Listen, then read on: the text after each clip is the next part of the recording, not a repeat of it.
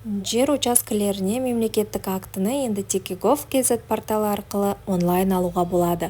12 шілдеден бастап жер учаскелеріне мемлекеттік актілерді беру жөніндегі мемлекеттік қызмет толықтай электрондық форматқа көшірілді. Қызметті алу бұрынғыдан да оңай.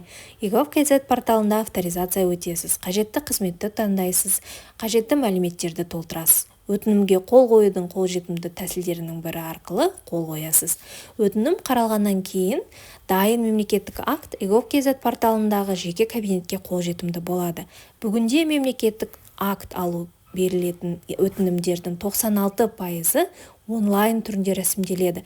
Қызметтің толықтай электрондық форматқа көшуі халыққа қызмет көрсету орталығына жүгіну қажеттілігін жойып, қызметті алу үрдісін бұрынғыдан да ыңғайлы әрі жедел етті.